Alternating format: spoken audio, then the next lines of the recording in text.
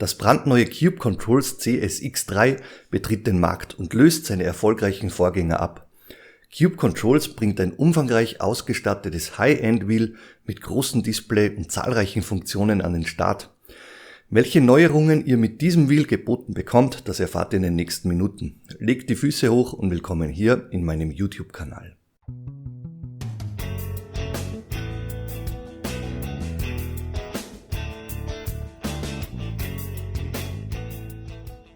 Zu Beginn wie gewohnt der Disclaimer. Cube Controls hat dieses Lenkrad als Testmuster zur Verfügung gestellt, damit ich dieses längerfristig für euch in meinem Kanal testen und reviewen kann.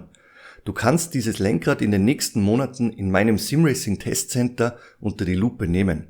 Buchen und besuchen heißt die Devise. Klickt bei Interesse den Link oben rechts. Es gibt keine Auflagen oder Vorgaben hinsichtlich dieses Reviews und ich bin kein Teilnehmer eines Affiliate-Programms des Anbieters. Doch nun kann's losgehen.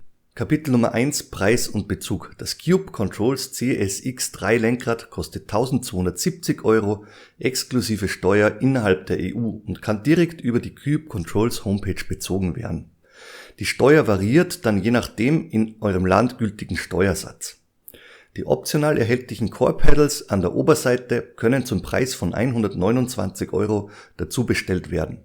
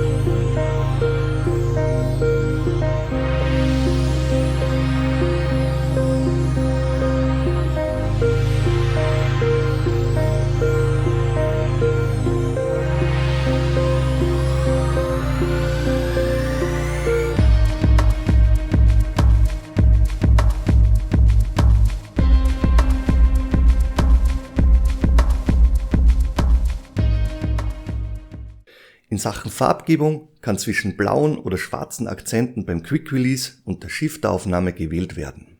Kapitel Nummer 2: Der Lieferumfang. Im Lieferumfang enthalten ist das CSX3 Lenkrad und ein USB-Kabel. Dazu gibt es das übliche Montagematerial, Werkzeug und ein umfangreiches Stickerset. Die Ware kommt, wie gewohnt, sehr gut verpackt und gepolstert in einer ordentlichen Retail-Verpackung samt Überkarton zu euch. Kapitel Nummer 3: Die Kompatibilität. Das Lenkrad wird über den 50,8 bzw. 70 mm Lochkreis mit der jeweiligen Wheel-Aufnahme verbunden. Bei Fanatec gelingt dies über den Podium Hub. Bei Logitech oder Thrustmaster gibt es Adapterlösungen, beispielsweise aus dem 3D-Drucker. Andere Hersteller bieten ebenso passende Adapter, da das 70 mm Lochbild genormt ist. Eine weitere Möglichkeit wäre das CSX3 mit einem Quick-Release-System auszustatten, wie ich euch dies bereits in meinem Kanal mit dem RaceX-Adapter gezeigt habe. Die Plattformkompatibilität beschränkt sich auf den PC, ein Konsolensupport ist derzeit nicht gegeben. Das Lenkrad wird über den neu entwickelten magnetischen Anschluss über USB verbunden. Der ehemalige Schraubenanschluss des Vorgängermodells ist somit Geschichte. In Sachen Spielesupport ist das CSX3 mit den gängigen Rennspielen kompatibel und die Tasten können in den Spielen frei belegt werden. Eine große Änderung gibt es in der Display-Schnittstelle. Cube Controls bietet mit dem CSX3 nativen SimHub-Support im Vergleich zur damaligen UGT-Software. Alle Details sehen wir uns dann in einem separaten Kapitel an. Weiter geht's mit Kapitel Nummer 4, das sind die technischen Details. Dieses Kapitel sehen wir uns am besten live direkt am Lenkrad an. Beginnen wir damit, wie ihr dieses Cube Controls CSX3 Lenkrad an eure Wheelbase bekommt. Das kommt dann immer darauf an, mit welchem Wheelbase-System ihr unterwegs seid. Beginnen wir Beispiel mit Fanatec. Ihr habt bei Fanatec die Möglichkeit über den Podium Hub. Dieses Ding kostet um die 180, knapp 200 €, wenn ich mich richtig erinnern kann. Da habt ihr in den Podium Hub dieses Lochbild eingebracht. Das ist ein genormtes Lochbild 50 mm Lochkreis oder hier außenrum 70 mm Lochkreis. Und eben dieses genormte Lochbild, das habt ihr auch bei dem Lenkrad hier von Cube Controls eingebracht und ihr seht, jede zweite Lochreihe, ich hoffe, ich bekomme das gut auf die Cam, jede zweite Lochreihe sind Durchgangslöcher, Durchmesser 5,5 und entsprechend M5 Gewindelöcher. Jetzt entscheidest du je nach System, du hast im Podium Hub Gewindelöcher eingebracht, das heißt, du verwendest die beigepackten Schrauben von Cube Controls und kannst dann dieses Ding zusammensetzen und hier mit dem Podium Hub verschrauben. Achte unbedingt darauf, dass du entsprechend richtig vom Winkel verschraubst, dass dann auf der Wheelbase auch die Nut entsprechend zusammenpasst.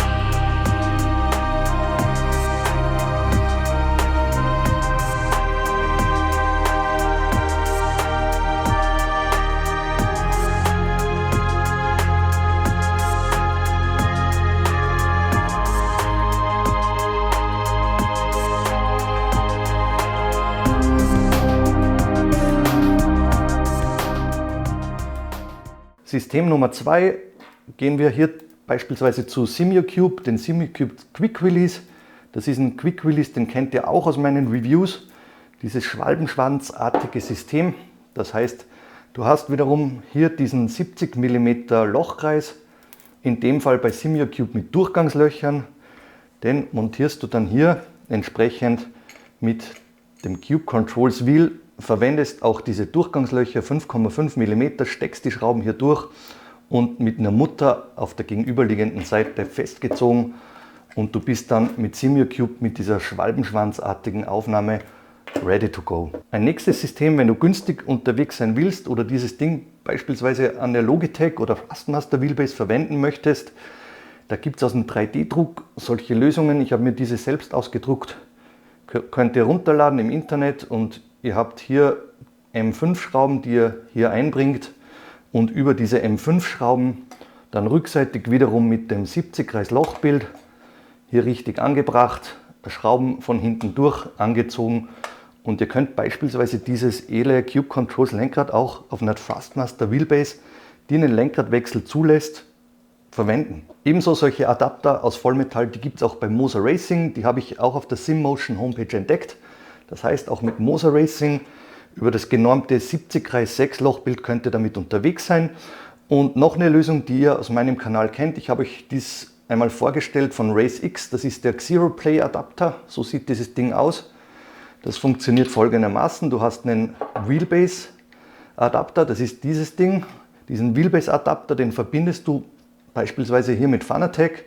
Wiederum über dieses 70 mm 6 Kreis Lochbild, dann hast du diesen Adapter mit deiner Wheelbase verbunden und auf der anderen Seite klappst du dieses Ding hier hoch und dieses Gegenstück dieses Adapters, das kommt dann hier mit dem Cube Controls Lenkrad verbunden. Das montierst du eben auch seitenrichtig. Jetzt hast du dies miteinander verbunden und wenn du dies montiert hast auf deinem Lenkrad, dann kannst du hier sehr einfach dein Wheel über das mit dem Podium Hub verbundene Gegenstück verbinden und dann kannst du dies hier über dieses System hier einfach einklippen und das ist ein Quick Release System und musst beim Lenkradtausch, wenn du jetzt mehrere Lenkräder von Cube Controls anderen Anwendern mit diesem 70 mm Lochkreisbild verwendest, nicht ständig herumschrauben. Gehen wir jetzt weg von den Adapterlösungen, machen wir dies jetzt gleich live hier und kümmern wir uns um die wichtigsten Grundabmessungen und technischen Details dieses Lenkrads. Wenn ich mir hier jetzt meine Waage schnappe, du hast ein relativ leichtes Lenkrad von 1200 Gramm, wenn ich mich jetzt richtig erinnere, legen wir das Ding mal drauf. Du hast genau 1200 Gramm mit angebrachten Quick Release. Dieser ist auch vormontiert. Du bekommst dieses Lenkrad genauso wie ich dies jetzt in der Hand habe geliefert. Entscheide dich beim Bestellvorgang, ob du diesen Quick Release in schwarz oder in blau eloxiert, genauso wie dann die Aufnahmen bzw. das Gehäuse, der Shifter gehalten haben möchtest. Weiteres technisches Detail, es handelt sich um ein Lenkrad der Mitte zwischen Formula und GT. Das heißt, du hast einen Durchmesser, der liegt jetzt, ich glaube auf der Homepage habe ich es genau gelesen, 282 mm. Da bist du genau zwischen sehr kompakten kleinen Formula Wheels und der üblichen GT-Klasse von 30 cm unterwegs. Weitere technische Details für euch, ihr habt eine Bauhöhe von 150 bis 160 mm, ihr habt eine Bautiefe inklusive Quick Release, da seid ihr bei um die 65 mm und diese Buttons, diese Dreh-Encoder, die stehen etwas darüber hinaus. Messen wir an dieser Stelle ein paar Dinge für euch raus. Ihr habt jetzt die Shifter, die von der Schaltmechanik denen des F-Pro Lenkrads, das ich euch reviewt habe, gleichen. Ihr habt eine Auslösekraft, ein Auslösefeedback von, was haben wir hier? Ihr habt ein Auslösefeedback von ein knappes Kilogramm, 800-900 Gramm, in etwa ja, 750, 800 Gramm, wenn ihr diese Shifter hier außenseitig betätigt. Das hängt natürlich auch von dem Hebelweg ab, je nachdem, ob du diese Shifter-Pedals jetzt nach außen oder nach innen montiert über dieses Langloch verwenden möchtest und entsprechend hast du dann eine unterschiedliche Hebelkraft am Start. Du hast hier unterseitig die Analog-Pedals, die dann entsprechend der Feder progressiv hier zunehmen. Du hast beginnend eine Initialphase, die du mit um die 500 Gramm überwindest und dann hin zum Endanschlag bist du dann bei 1250 Gramm ungefähr. Diese optional erhältlichen Core-Pedals, die oberseitig hier angebracht werden, die habe ich jetzt entgegensetzt montiert. Das heißt, ich habe diese nach unten zeigend hier am Wheel angebracht. Du kannst natürlich diese Dinger dann wenden um 180 Grad, dann sehen diese Flügel, diese Spitzen nach oben. Für mich ergonomisch etwas besser. Ich habe das auch auf der Rennstrecke ausführlich gegengetestet. Ist die Montage, wenn diese Dinger nach unten zeigen, da ich dann mit den Fingern hier direkt am Lenkrad, Mittelfinger, Ringfinger und dann oberseitig über die Zeigefinger diese Pedals wunderbar erreiche. Testet dies aus, wie euch dies am besten dann gefällt. Was gibt es noch zu den technischen Details zu sagen? Wir machen unsere gewohnte Geräuschmessung. Du hast mit diesem Lenkrad hörbare Pedals bzw. eine hörbare Schaltmechanik, das muss dir bewusst sein. Gehen wir mal da aus direkter Entfernung.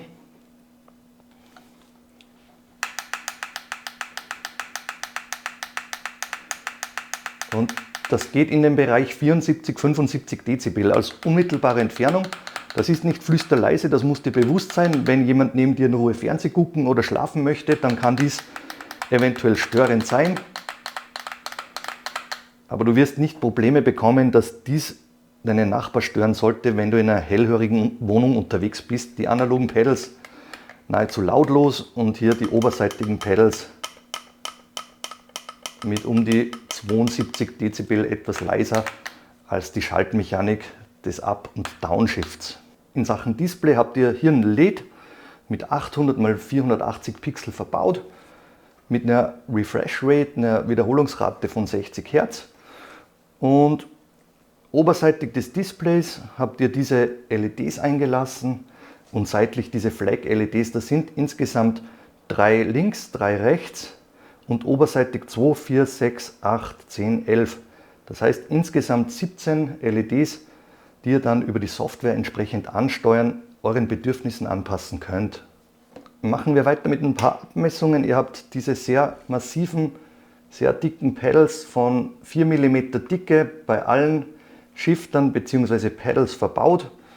Ihr habt jetzt diesen sehr massiven, aus Metall gehaltenen Quick Release Adapter.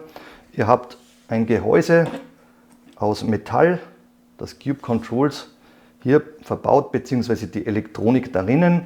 Ihr habt eine Carbonplatte mit einer Dicke von 4 mm hier als Frontplatte und dann habt ihr jede Menge an Bedienelementen hier im CSX3 angebracht bzw. verbaut.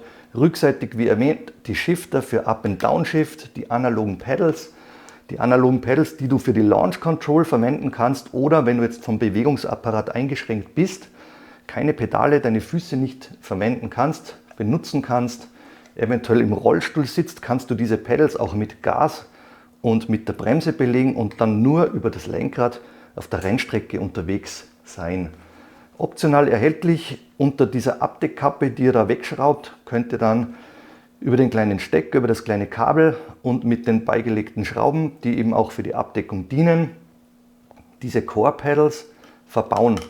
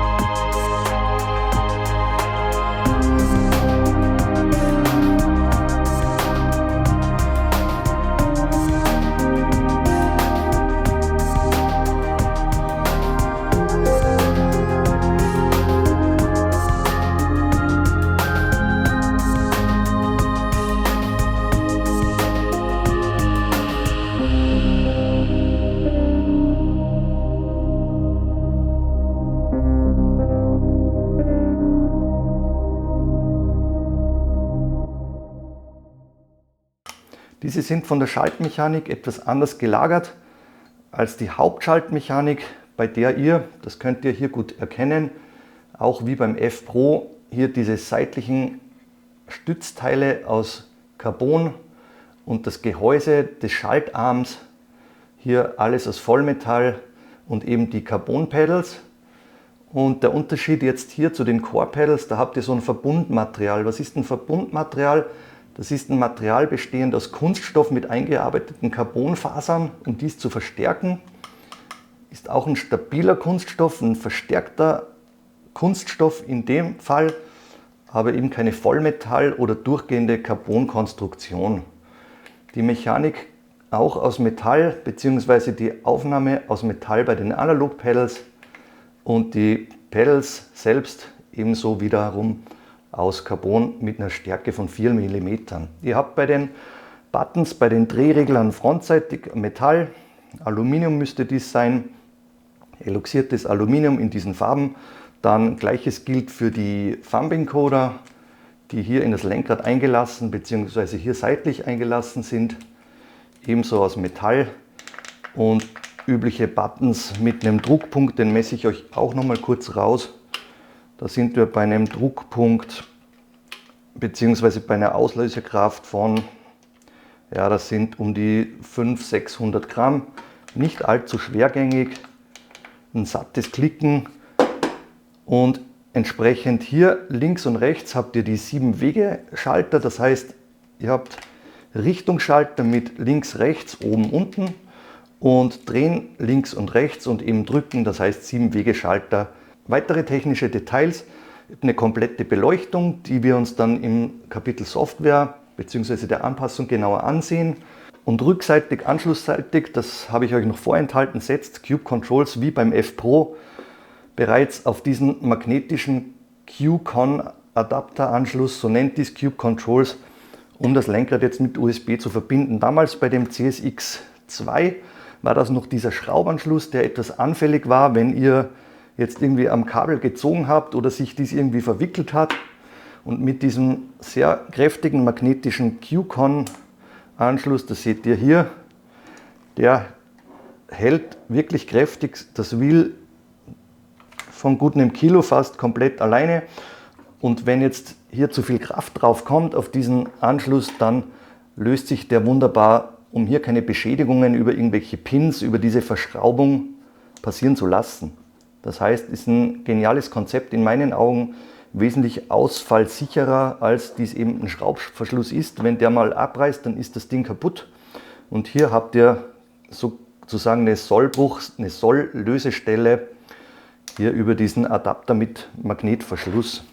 Ihr habt dieses Spiralkabel, das legt ihr dann einmal am besten so um euren Quick Release der Wheelbase rum.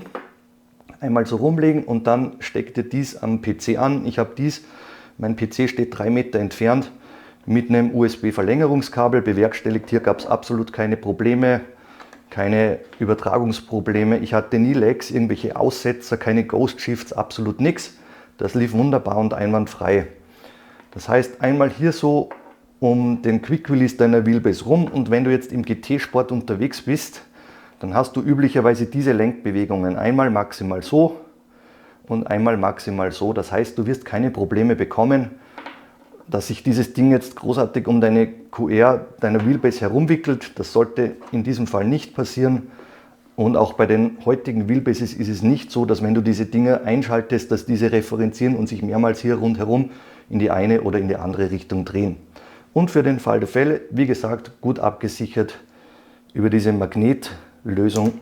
Hier sollte nichts passieren und das Ding langlebig sein.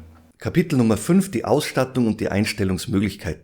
Dieses Kapitel sehen wir uns wieder am besten live an und ich zeige euch, was das Cube Controls CSX3 zu bieten hat. Viel Spaß damit. Lasst uns in diesem Kapitel zuerst mit der ganzen Beleuchtung beginnen. Dieses Ding benötigt klarerweise einen Stromanschluss über USB, hier über diesen bereits erklärten Verschluss an der Rückseite, und dann hast du dieses USB-Kabel. Vielleicht da schulde ich euch noch die Werte, da hast du ein USB-Kabel mit einer Länge von, da würde ich sagen, bist du in dem Bereich von 1 Meter, und über dieses Coil kannst du dieses Ding nochmal um das Doppelte in etwa auseinanderziehen. Aber jetzt zu der ganzen Beleuchtungssache. Du benötigst, wie gesagt, den Anschluss über USB, kannst dieses Ding dann am PC anstecken oder auch hier über so eine Powerbank sollte dies funktionieren. Wenn du dies in die Vitrine stellen möchtest, um dein Zimmer etwas zu verschönern, dann siehst du hier, auch über eine Powerbank bekommst du dieses Lenkrad zum Laufen.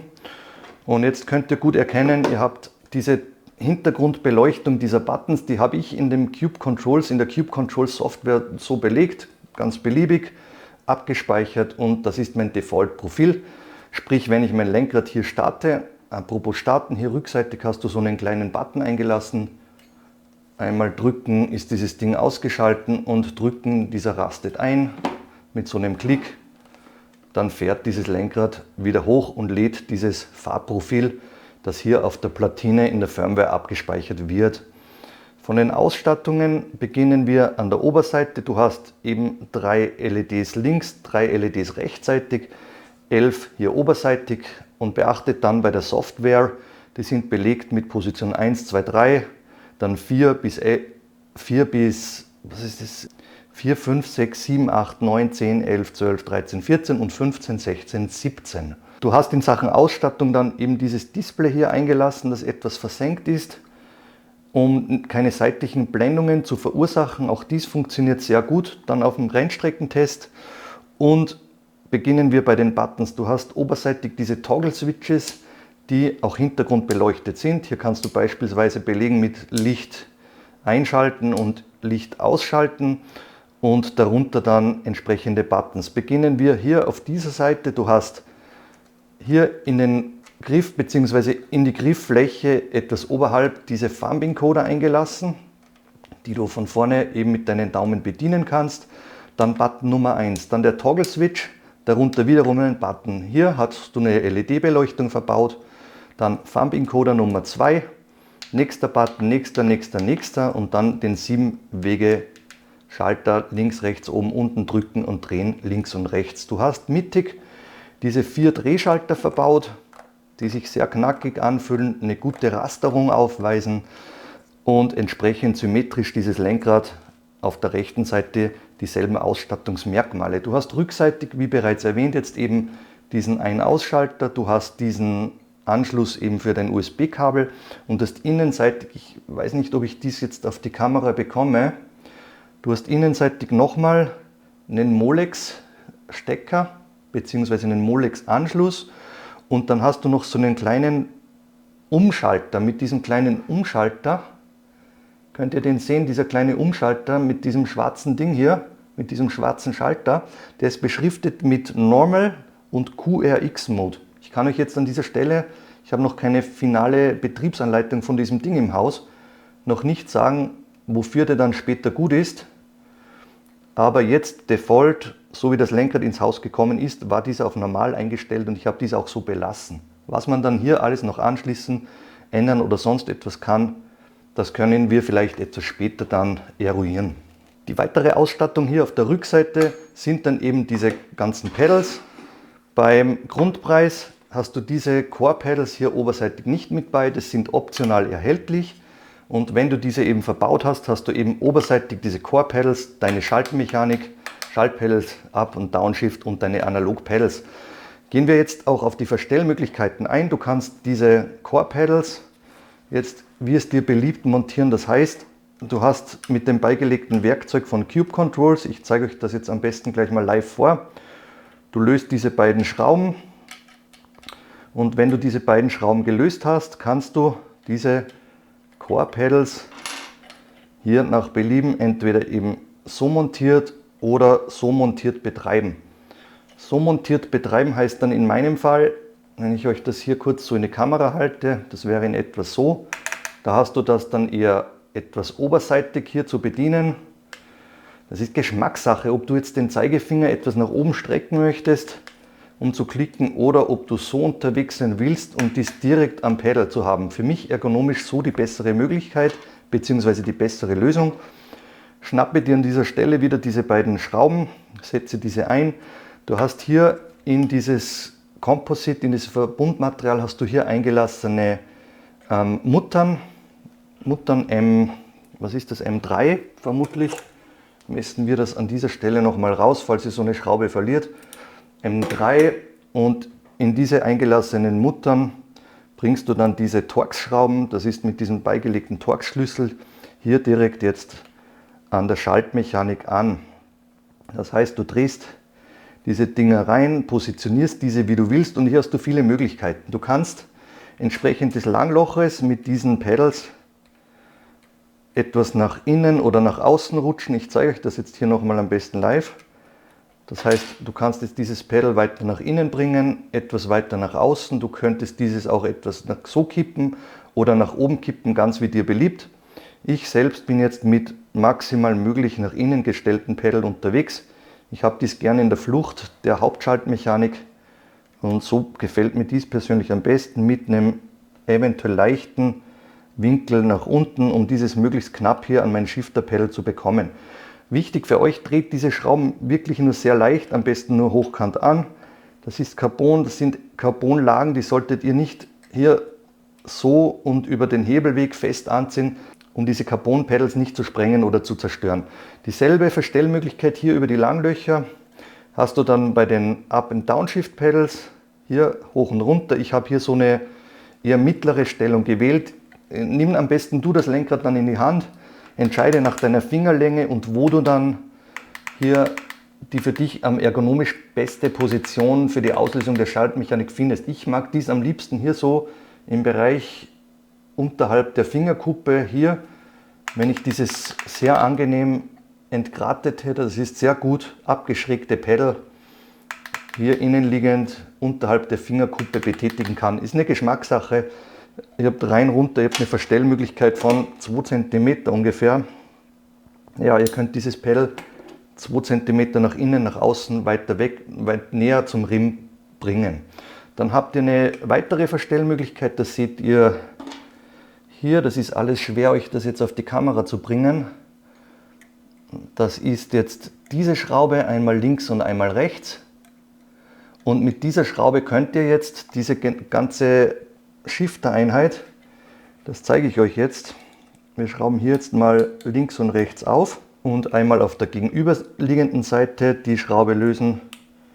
Hier setzt den Schlüssel ordentlich an, damit ihr die Schraube nicht beleidigt.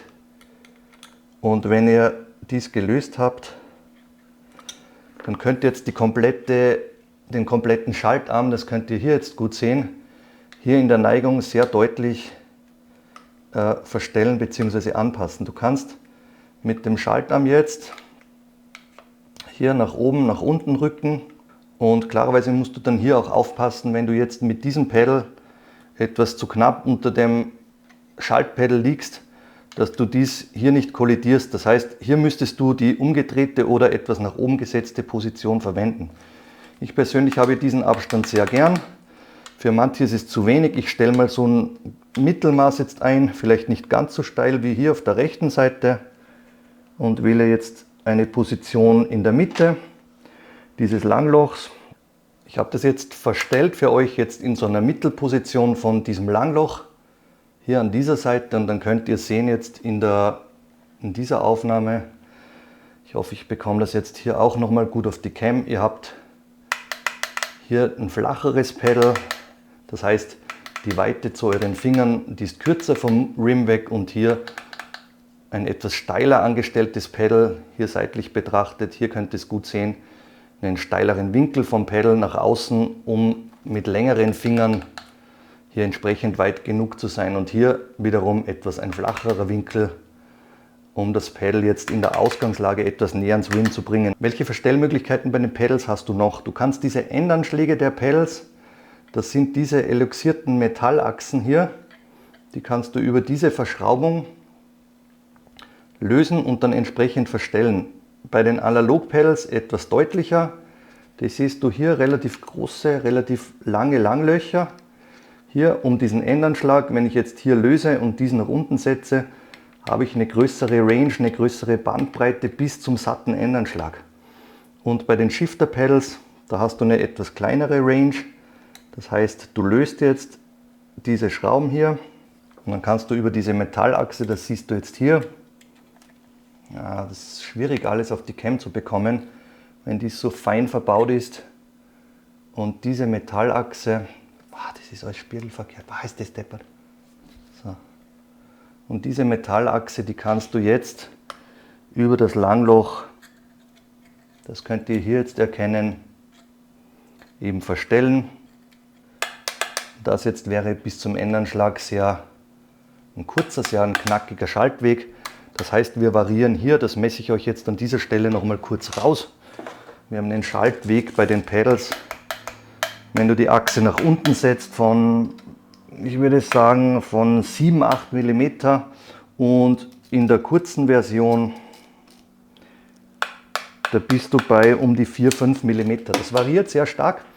Findet da eure bevorzugte Einstellung. Ihr seht vom Winkel bis über die Langlöcher, bis über den Endanschlag. Ihr könnt hier alles Mögliche und Unmögliche anpassen, wie ihr dies wollt. Uneingeschränkt unterwegs sein. Und in meinen Augen habt ihr hier keine Grenzen der ergonomischen Bedienung dieses Lenkrads gesetzt. Das ist so der Ersteindruck, den ich dann mit euch genauer dann noch auf der Rennstrecke besprechen werde. Kapitel Nummer 6, die Software und LED-Anpassungen. Ich bin mit den aktuellsten Treibern und der entsprechenden Firmware unterwegs. Stand Oktober 2022. Bei SimHub ist für diesen Test eine Beta-Version in Verwendung, deren CSX3-Support nach dem Release-Zeitpunkt in die offizielle SimHub-Version eingegliedert wird. Auch dieses Kapitel sehen wir uns am besten wieder live an. Viel Spaß damit! Bevor wir mit der Software loslegen, ein kleiner Tipp von meiner Seite. Wenn du mit der Podium DD1 unterwegs bist, hast du nach dem Systemstart immer dieses Feld mit Low Torque, das du mit einem Knopfdruck bestätigen musst, dass die Wheelbase den High Torque, das kräftige Drehmoment, über 8 Newtonmeter erlaubt. Das kannst du jetzt klarerweise mit einem Cube Controls Lenkrad hier nicht über die Knöpfe bestätigen, um dieses Feld wegzubekommen. Alternativ könntest du jetzt ein Fanatec Lenkrad hier drauf machen, das bestätigen, wieder Lenkrad wechseln oder du drehst das Lenkrad um 90 Grad, dann kommt hier so ein Balken, hältst dies gedreht und bestätigst somit diese Eingabe und der High Torque Modus an der Podium DD1 oder DD2 Wheelbase ist freigeschalten. Kommen wir jetzt zur Cube Control Software. Ihr seht diese Cube Control Software gestartet, oben eingeblendet, um welches Lenkrad es sich handelt. Dies kommt euch alles bekannt vor, wenn ihr ein Cube Controls F Pro Lenkrad Wheel Review gesehen habt. Ihr habt die Inputs, die ihr hier in Echtzeit ausgewiesen bzw. angezeigt bekommt. Da könnt ihr alles durchtesten. Einen wichtigen Aspekt, den ich noch erwähnen möchte, ist, wenn ihr im Windows Game Controller hier das Lenkrad anwählt, CSX3, auf Eigenschaften klickt, dann seht ihr auch diverse Buttons hier eingeblendet. Hier Vorsicht, hier kann es sein, dass ihr einige Buttons, ihr seht, wenn ich jetzt hier diesen Encoder drehe, nicht angezeigt bekommt bei den Schaltflächen. Andere Buttons jedoch schon. Da ist kein Fehler des Lenkrads hier am Start, kein Problem, schreckt euch nicht in diesem Punkt. Im Windows Game Controller werden lediglich 32 Button-Positionen angezeigt. Der kann nicht mehr, das macht nicht mehr dieses Ding und somit bekommt ihr dann manche Buttons hier nicht ausgewiesen, auch wenn ihr diese betätigt oder drückt. Zum Beispiel dieser Button hier unten, den bekommt ihr hier im Game Controller nicht ausgewiesen. Das ist eine Einschränkung des Betriebssystems oder der Software und ihr seht natürlich, der Button im Cube Controls Menü bekommt ihr den ordnungsgemäß dann angezeigt. Weiter geht es mit der Software. Wenn ihr das Lenkrad ausgeschaltet habt, dann seht ihr hier oben Waiting for Device, schalten wir das Ding nochmal ein. Das Lenkrad startet und wird dann wiederum erkannt als Cube Controls CX3. Das steht hier oben. Dann seht ihr bei der RGB-Beleuchtung, die könnt ihr euch anpassen, wie ihr denn wollt. Das heißt, ihr klickt hier so einen Button an, beispielsweise hier den links oben. Geben wir dem jetzt einfach mal die Farbe Rot. Bestätigen dies und wenn ihr bestätigt, seht ihr, der Button ist in Rot eingefärbt und das bekommt ihr natürlich auch dann in der Software hier wiederum angezeigt. Setzen wir den wieder auf Blau zurück, Klick auf OK und erledigt. Das könnt ihr mit jedem einzelnen Button machen, auch mit diesen Flag-LEDs und mit diesen RPM-LEDs. Macht dies nach Belieben ganz wie ihr wollt. Dann ein wichtiger Punkt, wenn ihr Dinge ändert, klickt immer auf Save Setting und weiter geht's mit den Pedals. Hier könnt ihr die Klatschkonfiguration, das heißt die Kupplung, entweder auf Disable, Kupplung auf Left oder Right setzen. Das könnt ihr dann entscheiden, wie ihr wollt. Einen Bytepoint setzen, wenn ihr die Launch Control beim Rennstart verwenden wollt. Auch dies könnt ihr klarerweise machen. Ein wichtiger Tipp, den ich auch gebe, kalibriert eure Shifter immer zum ersten Mal. Wenn ich jetzt hier einen Extra L Shifter, die Extra L sind die oberseitig montierten Core Shifter, kalibrieren möchte, dann klicke auf Calibrate, Press and Hold den Shifter, das heißt, du ziehst den Shifter und hältst ihn gezogen und dann klickst du auf Bestätigen und dann ist dieser kalibriert. Ja, das gleiche nochmal, Right Shifter, Bestätigen und das Ding ist kalibriert. Gleiches gilt für die normalen Shifter der Gangschaltung, das heißt, linker Shifter gezogen, ausgelassen und rechter Shifter gezogen, Klick, ausgelassen und die Dinger sind kalibriert. Gucken wir dann nochmal bei den Inputs. Hier seht ihr die Extra Shifter, die Core Shifter hier oberseitig, die dann aufleuchten. Schreckt euch nicht beim ersten Mal, wenn ihr diese betätigt, diese oberseitigen Shifter und diese nicht aufleuchten, dann müsst ihr diese Dinger kalibrieren, um diese ordnungsgemäß auch hier angezeigt zu bekommen. Dann beim Device, wenn ihr updaten wollt, könnt ihr hier eine Datei anwählen, Check, Update klicken und die Sache ist erledigt. Und bei About, das ist die Firmware-Version, die ich am Start habe, Stand September 2022. Um jetzt mit dem Display umgehen zu können, installiert ihr euch die SimHub Software. SimHub Software, die ist kostenlos zur Verfügung. Da habt ihr kleine Einschränkungen bei der kostenlosen Version. Das heißt, das Display, das hat eine geringe Refresh Rate. Das heißt, das läuft dann nicht mit vollen 60 Hertz, sondern geringer. Das sieht dann etwas ruckelig eventuell aus. Die kostenlose Version, die schlägt mit, ich glaube, 5 Euro zu Buche. Die bezahlt ihr einmal über PayPal und habt dann SimHub in der Vollversion. Da rate ich euch dringend, dies zu machen. Da könnt ihr mit SimHub alles verwalten, solche Lenkräder, dann Dashboards aufs Smartphone, aufs Tablet zu bringen und so weiter und so fort. Ein sehr mächtiges Tool. Angekommen in SimHub, auch da gelingt eigentlich alles automatisch. Das heißt, die Spielerliste wird angezeigt, du startest ein Spiel und automatisch wird das Profil geladen, um dein Dashboard entsprechend anzusteuern. Für dich nur wichtig, linksseitig auf Dash Studio klicken und dann siehst du hier bei LED Modules das Cube Controls CSX3 eingeblendet. Verzeiht mir, wenn ich ab und zu das S verschlucke. Jetzt klickst du hier auf Enable, dann seht ihr rechtzeitig Connected, das heißt verbunden, es ist alles erkannt. Und ihr seht, hier wurde jetzt ein anderes Farbprofil geladen. Das heißt, es ist ein Default Profile hier über die Software SimHub bereits angelegt. Du kannst auf Edit Profile klicken und kannst dieses dann klarerweise nochmal abändern. Wie dies geht, das zeige ich euch jetzt gleich in Kürze. Für dich wichtig, du hast RGBs, LEDs Brightness, das heißt die Helligkeit deiner LEDs, dass du natürlich dann auch anpassen kannst. Das siehst du hier, wenn du hier jetzt mit diesem Wert runter gehst, werden deine LEDs dunkler dargestellt oder eben auf der maximalen Helligkeit. Du kannst jetzt bei Button Lightning die Farben verändern. Wenn du jetzt auf Edit Default Colors gehst, dann kannst du diese auch wie vorher erwähnt gezeigt ändern. Du hast eine Auswahl, die sehr riesig ist, du speicherst dieses ab und die Sache ist erledigt. Für euch nur wichtig, das Default Profile der Buttons, das ändert sich dann, wenn du jetzt eben SimHub lädst und in dem Moment übernimmt SimHub das Kommando und darum ändert sich dann die Farbe deiner Buttons. Für euch wichtig, wie ihr diverse Anpassungen vornehmen könnt, wenn es jetzt um die RGB-LEDs geht, hier um diese LEDs.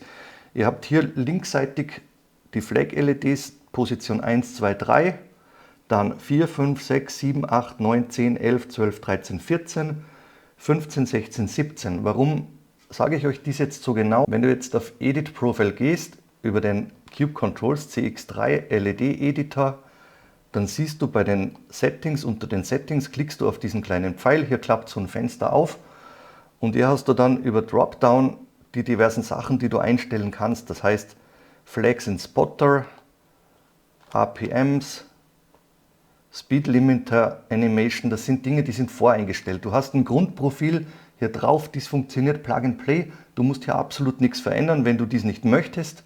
Nur ich will dir kurz gewisses Hintergrundinfowissen auf jeden Fall geben.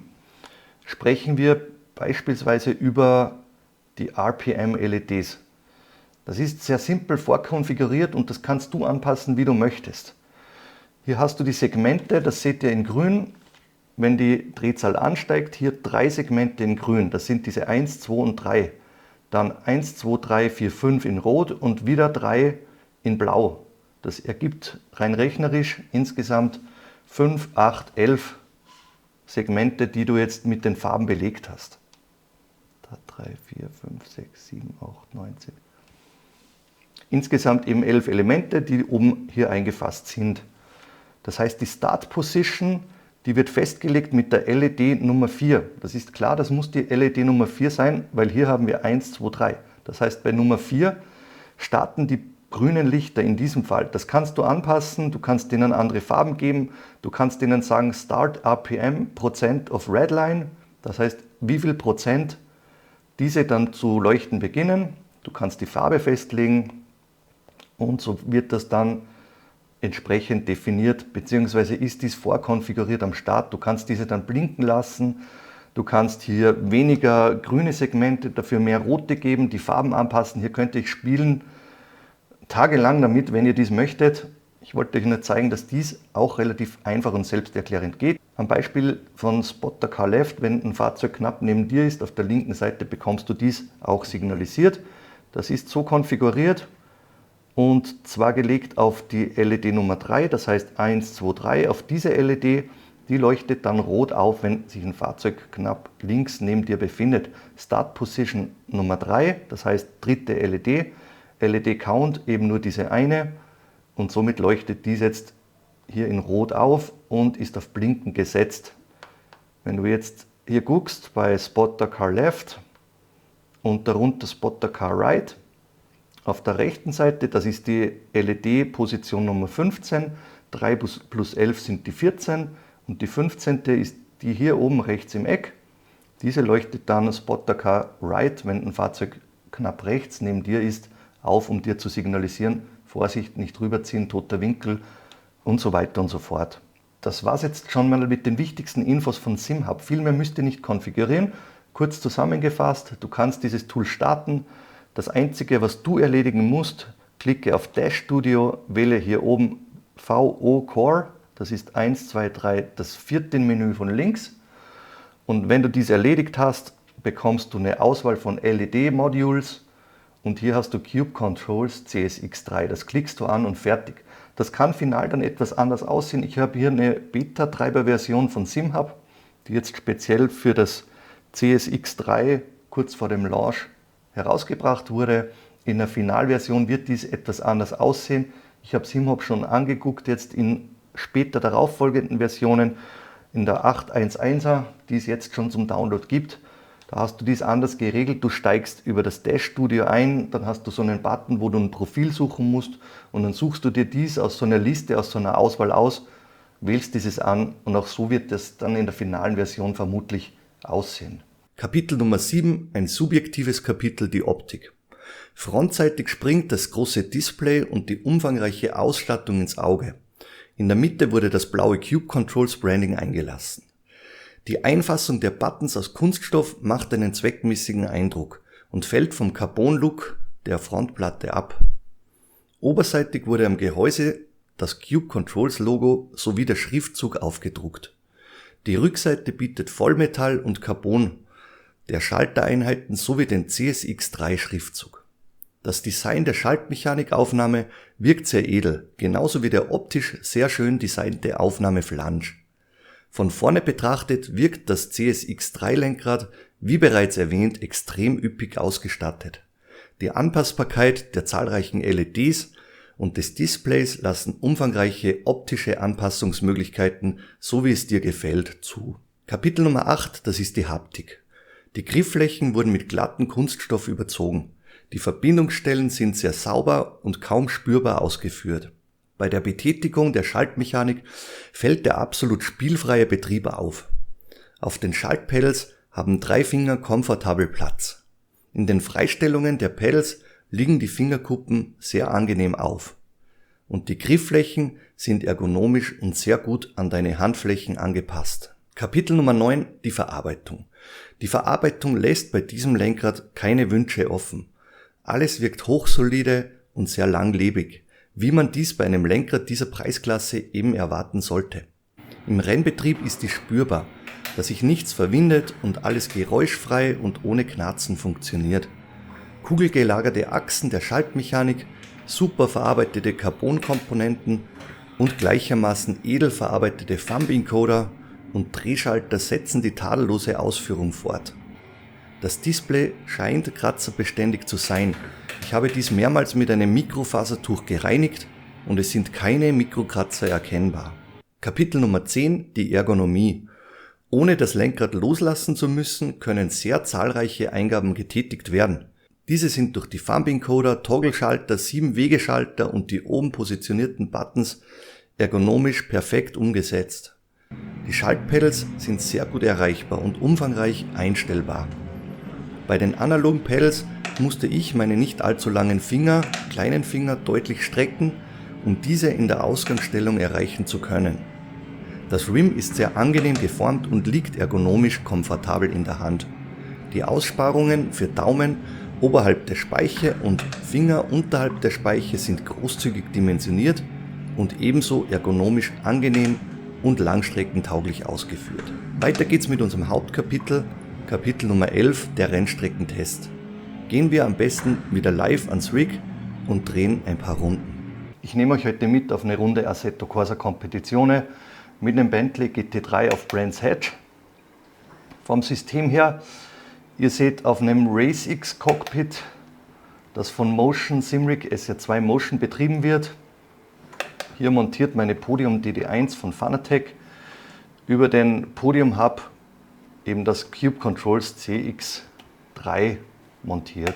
Was fällt uns nun auf den ersten Testmetern? Hier gilt es zu sagen, ich habe alles auf der neuesten Software, Firmware abgedatet. Da möchte ich an dieser Stelle auch erwähnen, Fanatec Treiber 447, der aktuellste offizielle Treiber, und endlich in meinen Augen sind diese Jolts, diese nervigen Schläge, die ab und an über die Wheelbase ans Lenkrad kommen, von Fanatec Treiber firmware-seitig ausgeräumt. Die habe ich während der ganzen Testläufe jetzt mit dem Cube Controls CX3 nicht mehr wahrgenommen. Zurück jetzt zum Lenkrad. Euch fällt auf den ersten Metern, das war auch damals bei dem Cube Controls F Pro Review so, ihr spürt, dass dieses Ding 1:1 hier mit der Wheelbase verbunden ist. Das heißt, ihr habt eine hochmassive, eine Solidität, so würde ich das jetzt beschreiben, in Sachen Verbindung Lenkrad mit eben eurer Wheelbase. Wenn ihr so ein leichtes Spiel noch vernehmt, dann maximal hier über den Fanatec Quick Release, aber das Lenkrad an sich, da habt ihr ein Brett aus Stahl in der Hand. Das heißt, sämtliche Effekte, die über die Wheelbase an euer Wheel kommen, die sind so 1:1 spürbar. Ihr spürt diese feinen Resonanzen, diese hohen Resonanzen, diese tiefen Resonanzen, diese leichten Vibrationen. Jetzt, wenn ich hier rechts über die Curbs fahre oder über dieses seitlich angebrachte Kopfsteinpflaster hier am Rand der Strecke, die spürt ihr direkt über den Lenkradkranz bzw. hier über das Rim, über die Griffflächen raus. Das ist ein Punkt, in dem sich so ein Lenkrad dieser Preisklasse, dieser Bauweise einfach von günstigeren Modellen sehr deutlich unterscheidet. Das merkst du erst dann, wenn du Modelle diverser Preisklassen gegengetestet hast, und dann wirst du spüren, wo die Feinheiten, wo Luft nach oben bei günstigeren Wheels eben am Start sind. Das nächste, was dir auffällt, ist die sehr exakte, sehr knackige Schaltmechanik. Ihr hört die Shifter, das heißt die Schaltmechanik, wenn ich jetzt hier die Shifter betätige, und da spürt ihr, habt einen ganz konkreten Endanschlag über diese Konstruktion mit dieser Endanschlagachse aus Metall. Da merkt ihr, wenn ihr am Endanschlag des Shifters angekommen seid, da habt ihr kein Nachfedern, kein matschiges Gefühl. Das kommt 1:1 transparent. Direkt der Endzeitpunkt bzw. der Schaltzeitpunkt, der Endpunkt am Endanschlag an eure Finger geliefert. Nächster Punkt, den ich mit euch ansprechen möchte, ist die Ergonomie. Wenn ihr jetzt langstreckenmäßig unterwegs seid, längere Stints, 1, 2, 3 Stunden Langstreckenrennen, was auch immer, dann fällt euch eine sehr komfortable Griffhaltung auf. Das liegt auf der einen Seite daran, dass dieses Wheel mit knapp 28,5 cm Durchmesser ergonomisch gut in der Hand liegt. Es ist so ein Mittelding aus sehr kompakt, sehr agil, zwischen Formula und GT. Da mittendrin zwischen den 26, 27 sehr kompakten Formula Zentimetern und den für GT üblichen 30, 31 Zentimetern, da findet sich jetzt das Cube Controls CX3 wieder. Die Ergonomie setzt sich weiter fort über die sehr gut ausgeformten Griffflächen. Das heißt, ihr habt hier im Bereich der Daumen und Zeigefinger, Mittelfinger, in dem oberen Bereich eben der Zeigefinger, unten Ringfinger und kleiner Finger, die sind sehr gut ins Lenkrad eingebettet. Ihr habt ausnehmend große Freistellungen im Lenkrad, das heißt, wenn ihr mit größeren Händen, eventuell mit Handschuhen unterwegs seid, dann werdet ihr auch hier wunderbar Platz finden. In Sachen Ergonomie mit den oberseitig angebrachten Core Pedals oder wie die jetzt Cube Controls nennt, die ihr da optional eben anbringen könnt, da habe ich die unterschiedlichen Montagemöglichkeiten probiert. Das habe ich bereits erwähnt. Ich fühle mich jetzt auf der Rennstrecke wohler, wenn ich jetzt diese oberseitigen Pedals nach unten gedreht montiert habe. Das liegt eben daran, wenn ich jetzt hier shifte, üblicherweise mache ich dies jetzt mit dem Mittel- und dem Ringfinger, dann habe ich sehr gut erreichbar, ohne jetzt meine Griffhaltung verändern zu müssen, hier oberseitig diese Core Pedals erreichbar. Diese kannst du dann nach Belieben belegen. Ich belege diese üblicherweise mit der Traction Control, Traktionskontrolle, hier Plus oder linksseitig klarerweise dann Minus. Wenn ich diese jetzt gedreht nach oben montiert habe, auch das bleibt gut erreichbar, aber ich muss meine Finger etwas wegspreizen, um hier ranzukommen. Und der weitere Aspekt, der mir besser gefällt mit nach unten gedrehten Core Pedals, ist der, dass dieses Lenkrad etwas schöner von vorne aussieht. Das heißt, diese Pedals verschwinden frontseitig betrachtet hinter dem Lenkrad Und wenn ihr die nach oben gedreht montiert habt, dann stehen die etwas vor. Das finde ich persönlich, sieht etwas unnatürlich aus. Kommen wir zum nächsten Kernstück im Rennstreckentest, das ist das Display. Da habe ich euch einige Nahaufnahmen bereits gezeigt. Die Bedienung, die gelingt sehr einfach. Wie im Kapitel Software rate ich euch, hier die Display-Dashes, diese Templates, beziehungsweise in entsprechenden Templates diese verschiedenen Anzeigemöglichkeiten hier ans Lenkrad zu legen. Ich habe das so gemacht, ich habe diesen Drehschalter rechts unten hier belegt, indem ich nach rechts drehe und auf die nächste Displayanzeige weiterschalte, oder der linksseitige, indem ich innerhalb vom Display durchswitche. Alternativ kannst du dies auch belegen mit Touch, das heißt, du tippst einfach drauf und schaltest in den unterschiedlichen Anzeigen durch. Da habt ihr eben Streckenanzeigen, geht das alles durch, ihr habt unzählige Möglichkeiten, ihr könnt auch diverse Dashes hier implementieren, dazu nehmen oder selbst welche programmieren und hier an den Start bringen über SimHub. In meinen Augen die richtige Entscheidung von Cube Controls hier von UGT wegzugehen und auf das sehr offene Design, diese Schnittstelle SimHub zu setzen. In Sachen Display jetzt im Rennstreckentest. Ich habe euch dies letzthin berichtet von einem RaceX Dashboard mit geringerer Auflösung, wo dann diese kleinen Schriften unscharf dargestellt werden. Die sind dann etwas pixelig, etwas ausgefranst. Und hier habt ihr mit dem Display des CX3 von Cube Controls mit 800 x 480 Pixel Auflösung habt ihr sehr gut dargestellte, auch kleine Schriften. Das heißt, wenn ich hier jetzt lese, diese kleine Schrift Driver Behind, Driver Ahead, das ist alles knackig dargestellt. Ich muss jetzt hier mal rechts ranfahren, um mich jetzt auf die Darstellung der Schriften zu konzentrieren. Ich habe euch hier auch ein Display gezeigt in diesem damaligen Review. Hier habt ihr sehr kleine Schriften mit Lap Time, Max Speed, Last Lap und so weiter und so fort. Da hatte ich mit diesem RaceX Dashboard und geringer Auflösung wirklich Probleme, das entziffern zu können. Aber wenn ich jetzt hier hingucke aus knapper Entfernung, dann bleibt dies absolut scharf, auch wenn ich jetzt mit den Augen sehr nahe rangehe, sodass es für mich dann schon fast wieder unscharf wird von meiner Sehstärke. Dann sind diese Zahlen exakt dargestellt, ihr habt kein Ausfransen, das sieht alles knackig scharf aus, so wie ihr dies kennt, wenn ihr ein halbwegs aktuelles Smartphone mit einer hohen Auflösung eures Displays, die PPIs, Pixel per Inch, am Start habt. In Sachen Beleuchtung, das ist immer so ein optischer Aspekt, den ihr dann, wie eben auch gezeigt, anpassen könnt. Ich habe hier das Default-Profil von SimHub jetzt laufen. Das sieht in meinen Augen gut aus, passt gut zum Design dieses Lenkrads. Hier oberseitig, wie auch erklärt, diese Toggle-Switches dann beleuchtet, wenn ihr diese aktiviert. Da könnt ihr beispielsweise das Licht drauflegen, setzt den Toggle-Switch nach unten, dann belegst du im Spiel Licht einschalten, schiebst den nach oben und eben dann, wenn du das Licht betätigst, dann leuchtet dies beispielsweise auch mit, ist ein netter Effekt in meinen Augen. Wie sieht es aus mit den Thumb-Encodern im Rennstreckeneinsatz? Hier wunderbar verbaut in den Griffflächen oberseitig mit dem Daumen auch eine gute Rasterung. Die könnt ihr nicht versehentlich verstellen, sondern müsst diese bewusst betätigen. Die Rasterung ist feinfühlig, gut rausspürbar. Und da könnt ihr dann drauflegen, was ihr wollt. Eben entweder die Traction Control, Turbo, Bremsbalance. Das bleibt dann euch überlassen.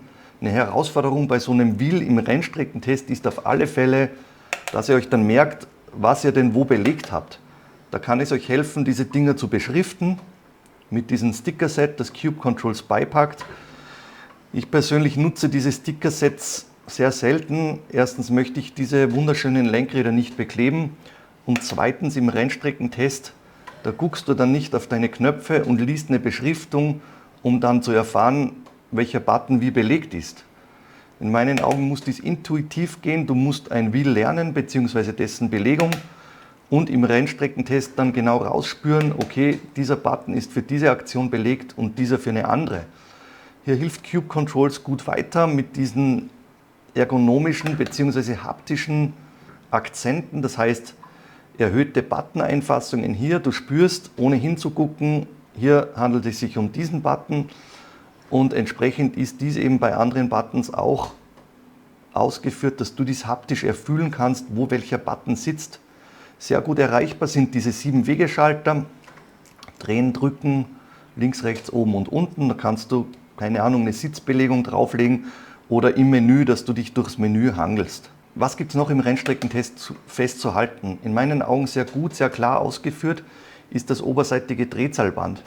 Das ist für mich wichtig, wenn ich jetzt die Rennstrecke hier über den Monitor im Blick behalte und hier nicht bewusst jetzt auf Display und ein Drehzahlband gucke, sondern in meiner Sichtperipherie, auch wenn ich nicht scharf hingucke, sehe ich jetzt beispielsweise, obwohl ich gerade auf den Monitor hinblicke, welche Farbe, welche Drehzahl über das Drehzahlband signalisiert wird. Das heißt, ich sehe auch ohne direkt hier hingucken zu müssen, dass es jetzt blau aufblitzt und der Schaltzeitpunkt gegeben ist.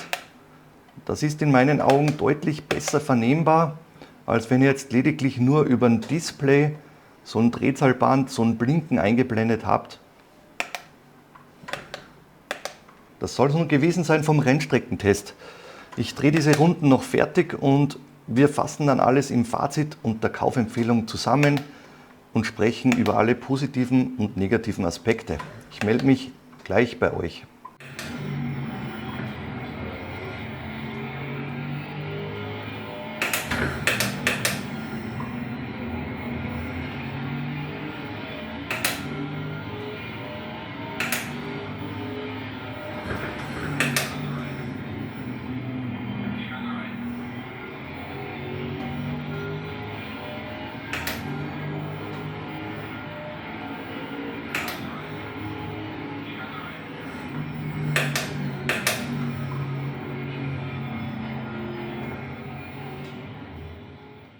Zurück vom Rig kommen wir auf die Zielgerade, die negativen, neutralen, positiven Aspekte sowie das Fazit und die Kaufempfehlung. Kapitel Nummer 13, die negativen Aspekte.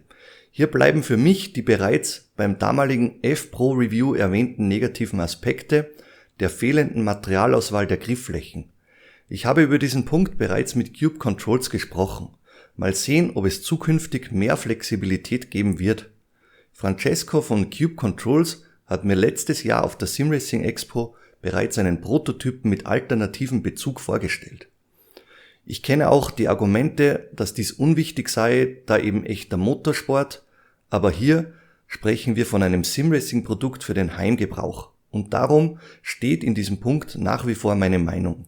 Passend zur hochwertigen Carbonplatte samt Metallgehäuse fallen die Button-Einfassungen ab, die ich auch bei diesem Lenkrad lieber in Aluminium sehen würde. Die analogen Pedals sind für mich schwer erreichbar. In der Ausgangslage hätte ich mir einen flacheren Winkel gewünscht. Alternativ könnte man ein gewinkeltes Analog-Pedal beipacken, das man dann bei Bedarf austauschen kann. Bei den optionalen Core-Pedals oberseitig merkt man, dass die Shifteraufnahme nicht an die Konstruktion der Schaltpedals heranreicht und der Druckpunkt eher schwammig ausfällt. Kapitel Nummer 13, das sind die neutralen Aspekte. Den Preis stufe ich als sehr hoch, aber noch neutral ein. Ihr seid mit Lenkrädern dieser Klasse im absoluten Enthusiastenbereich gelandet und hier gibt es kein Schnäppchen, egal von welchem Anbieter. Die Einfassung der oberen Buttons mit über 6 mm empfinde ich als sehr hoch, aber noch okay. In Sachen Software wünsche ich mir noch mehrere Presets für persönliche Profile, die ich dann abspeichern kann.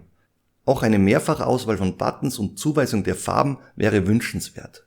Das nötige USB-Kabel ist optisch gesehen ein Nachteil, dafür aber zuverlässig in der Datenübertragung und hinterlässt somit einen zwiespältigen Eindruck. In diesem Punkt hoffe ich zukünftig auf die Zusammenarbeit von Lenkrad- und Wheelbase-Anbietern in Sachen passender Schnittstellen. Kapitel Nummer 14, das sind die positiven Aspekte. Sehr hochwertiger Einsatz von Materialien wie Carbon und Metall in entsprechender Dicke und Stärke. Die Schaltmechanik ist die bis dato am besten gelagerte und setzt sich nochmal von der bereits grandiosen Mechanik der Vorgängermodelle ab. Der Einsatz von 4 mm dicken Carbon Pedals ist vorbildlich und hier setzt sich Cube Controls von den meisten Mitbewerbern deutlich ab. Sämtliche Bedienelemente lassen sich ohne störende Knarzgeräusche bedienen. Die Lenkradform bietet zwischen den Oberschenkeln durch die Abflachung sehr viel Platz. Der Lenkraddurchmesser von 28,2 cm ist in meinen Augen für eine Vielzahl von Rennklassen optimal gewählt. Die Rotary Encoder sind sehr gut bedienbar und groß genug. Gleiches gilt für die Thumb Encoder, die knackig einrasten und sehr gut bedienbar sind. Die Entscheidung, gleich 2 7-Wege-Switches ans Lenkrad zu bringen, ist ebenso ein kluger Zug. Das große und sehr gut ablesbare Display mit Touch-Funktion ist ein weiteres Highlight dieses Lenkrads. Die Auflösung von 800 x 480 Bildpunkten stellt auch kleine Schriften scharf dar. Sehr positiv bewerte ich, dass Cube Controls auf SimHub umgeschwenkt hat. Eine Software, die extrem viele Einstellungsmöglichkeiten und Kompatibilität bietet, ist in meinen Augen der bessere Weg als UGT. Ein weiterer positiver Aspekt ist die Optik. Diese Wertung müsst ihr aber klarerweise wiederum subjektiv einordnen. Aber ich finde auch dieses Cube Controls CSX3 Lenkrad schön und zeitlos. Die LED-Beleuchtung und das Display sehen super aus und lassen sich wunderbar anpassen. Ein ebenso positiver Aspekt ist die magnetische Verbindung zwischen Lenkrad und USB-Kabel, verglichen mit den damaligen Schraublösungen. Ebenso positiv ist die absolut verzögerungsfreie Datenübertragung. Ich hatte im ganzen Test keine Lags, keine Ghost Shifts oder irgendwelche Probleme. Und als letzter positiver Aspekt ist ganz objektiv betrachtet eine extrem hohe Performance in Sachen Stabilität gegeben. Wenn du ein Lenkrad ohne jeglichen Flex, ohne jegliche Verwindung suchst, dann wirst du bei diesem Modell nichts zu kritisieren haben.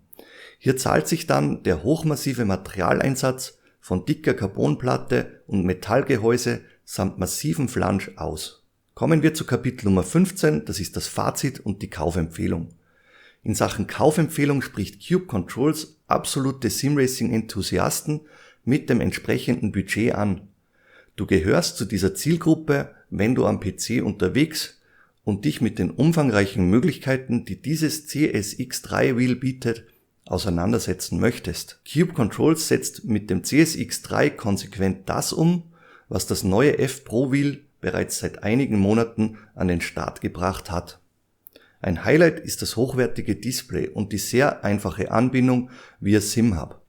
Die optionalen Core Pedals bringen zusätzliche Eingabemöglichkeiten ans Lenkrad. Überlege dir, ob sich die gut 100 € extra für dich lohnen oder du mit der ohnehin von Haus aus üppigen Ausstattung dein Auslangen findest. Wie damals beim F-Pro Review erwähnt, ist die Neukonstruktion des Kabelanschlusses prima gelungen und die zusätzlichen Eingabemöglichkeiten, unter anderem die 7-Wegeschalter, gefallen mir persönlich sehr gut.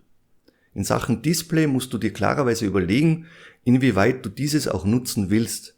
Als VR-Anwender wirst du dir den Aufpreis eventuell sparen und zum F-Pro-Modell greifen können. Vor dem Ausblick seid nun ihr am Zug. Postet bitte in den Kommentaren mit rein, was ihr von diesem High-End-Lenkrad haltet und ob ein solches Wheel für euch in Frage kommen würde. Kapitel Nummer 16, ein spannender Ausblick. In den nächsten Wochen wird's ein Monster Rig Review in meinem Kanal geben. Das nagelneue SimLab X1 Pro ist auf dem Weg zu mir. In Sachen Pedale habt ihr mich hinsichtlich der neuen Fanatec CSL Elite V2 bombardiert. Ich habe nun endlich ein Testmuster organisiert und werde euch einen riesigen Testvergleich zwischen CSL, CSP V3 und den neuen Elite V2 ins Haus liefern und euch wie gewohnt objektiv rückmelden, zu welchem Pedalset ihr greifen solltet. Stay tuned und bitte abonniere meinen Kanal, wenn du dies noch nicht gemacht hast. Wie du mich unterstützen kannst, das findest du unterhalb dieses Videos in der Videobeschreibung. Es macht wie immer Spaß mit und für euch zu reviewen. Ich freue mich aufs nächste Mal. Liebe Grüße von eurem Ron.